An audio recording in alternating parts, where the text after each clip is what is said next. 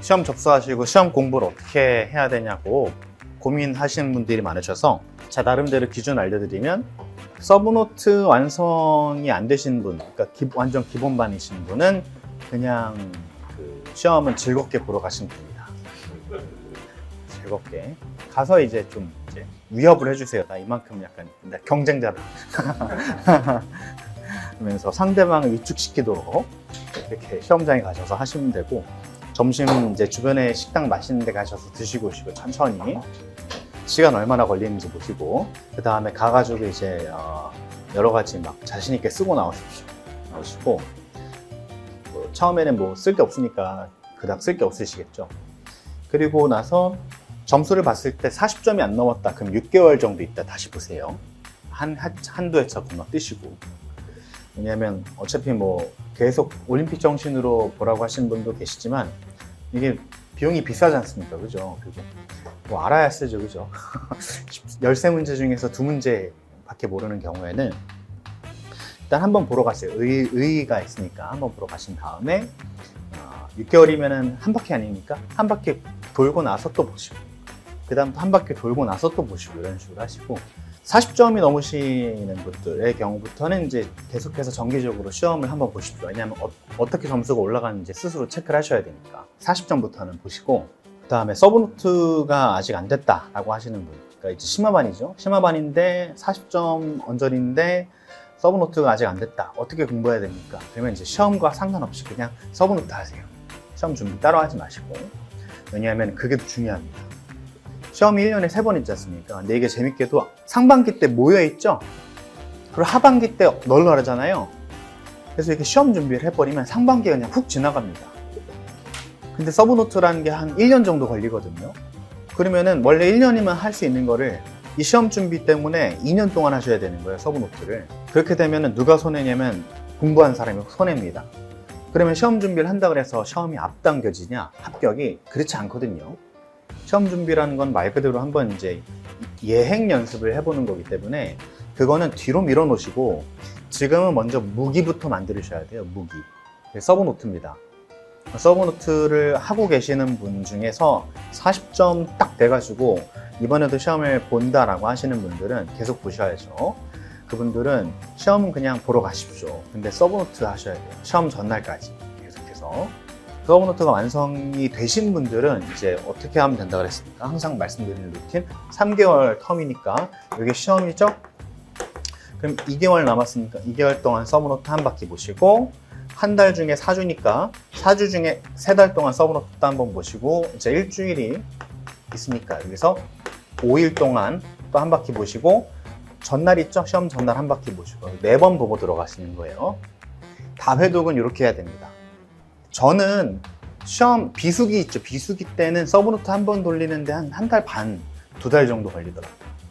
공부할 시간이 한정적이니까 일도 하고, 그죠? 그렇기 때문에 효율이 좀 안 나오는데 3달 딱 전에 앞두고 이제 좀 몸 푸는 겁니다. 몸 풀고, 저희가 이때 3번 볼 거니까 이때 급하게 막 무리해서 할 필요 없겠죠? 이때 3번 볼 거니까. 그러니까 계획이라는 게 이래서 중요한 거예요. 내 어떤 호흡과 내 어떤 루틴을 정할 수 있기 때문에 말리지 않죠, 시험에.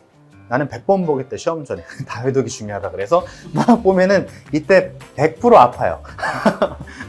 이런 식으로 계획을 잡으셔야 되고, 나는 나는 이제 조금 더 시간이 많거나 난 좀 더 다회독에 자신이 있어서 한 달에 한 3번 정도 본다. 그럼 요 횟수를 이렇게 늘리시면 됩니다. 이렇게.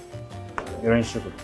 알아서 조절하시면 돼요. 하지만 항상 요 시험 3달 앞두고 장기적인 계획부터 단기적인 계획으로 들어가셔야 이때 어떻게 된다고요? 이제 물이 꼭대기까지 찬다고요. 이해되셨죠? 찼는데 문제가 너무 어려웠어요. 어쩔 수 없죠. 이걸 계속 반복하시면 되는 겁니다. 공부하시는 분들 중에 밤새시는 분들 계세요. 시험 한 달 앞두고. 시험 3달 있으면 2달을 거의 놉니다. 놀고, 공부 못했어. 맨날 만나면, 공부 못했어. 가족들이랑 여행 갔어. 여행 가는 건 좋죠. 여행 가는 건 좋은데, 막 놀았어. 공부가 안 잡힌다. 한강 돌았다. 계속. 그런 분들. 한 달 때 엄청 열심히 하시거든요. 그리고 이제 시험 보고 나서 넉다운이 돼가지고 한 달 버려요. 버리고 시험 점수 나왔는데 낙담합니다. 그것도 이리로 가는 거예요. 낙담해서 놀아. 그리고 이제 시험 닥쳐가지고 한 달 하시고 이러면은 제가 봤을 때 한 6년 걸려요. 이렇게 공부하시면 절대 안 되시고요. 이 한 달 동안 열심히 한다고 해서 시험 점수가 오르는 시험이 아니기 때문에 이거보다 더 중요한 게 뭡니까? 평탄화 과정 거치셔야 됩니다. 평탄하게 연중무휴 공부하시는 거예요. 뭐 그 가운데는 휴가도 가죠. 가족분들과 여행도 갈 때도 있습니다만 여행 갔다 오고 하루 쉬고 그 다음 날부터 다시 정상 복귀하셔서 루틴대로 가시는 겁니다.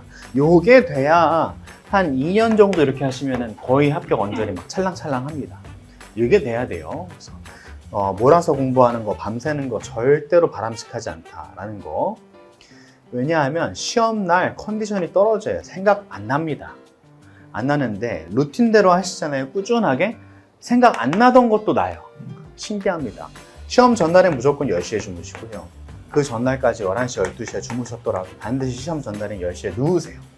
누우시고 마음을 릴렉스 하셔야 됩니다. 엄청나게 큰 차이예요. 운동선수들이 왜 괜히 그죠? 루틴을 만들고 왜 괜히 뭐 개체량 조절을 하고 비수기 때도 항상 코치 만나가지고 운동하고 왜 이러겠습니까? 과학입니다. 과학이 올림픽은 과학이에요. 과학입니다. 왜 축구 선수들이 막 열심히 다 뛰고 나서 이기고 나서 그냥 집에 가면 되는데 운동장 한 바퀴 뛰겠습니까? 호흡 조절을 해줘야 되거든요. 안 그러면 몸이 망가집니다. 마찬가지로 저희도 공부지만 운동이랑 똑같다고 보시면 돼요. 반드시 과학적으로 공부하셔야 되세요. 다음에 뭐 아침형 인간, 저녁형 인간 요건 이제 그냥 맞춰서 하시면 되고요.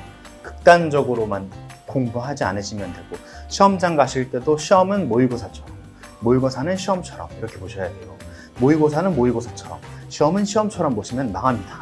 효과가 없어요. 그러니까 모의고사는 시험처럼 시험은 모의고사처럼 아시겠죠? 그 시험장 가셔가지고 막 혼자 막 긴장해가지고 막 이번에 합격할 수 있을 것이다 막 이렇게 막 혼자 막 화이팅 하고 나서 시험 보고 나서 뭐라고 하세요? 합격할 것 같다. 이번엔 합격할 것 같다. 그런 분들 대부분 다 떨어지세요. 대부분 다 떨어지시기 때문에 보통 합격할 것 같은 분들은 이번에 약간 솔직히 자신 없다 이런 분들 합격하십니다. 합격하십니다. 면접도 똑같더라고요. 진짜 그렇습니다. 너무 신기해요. 과학입니다. 과학. 그래서 항상 그냥 내 평상시 실력을 검증받는 자리입니다. 마치 그 당화혈 혈색소 아시죠? 피검사 받는 그 느낌이에요.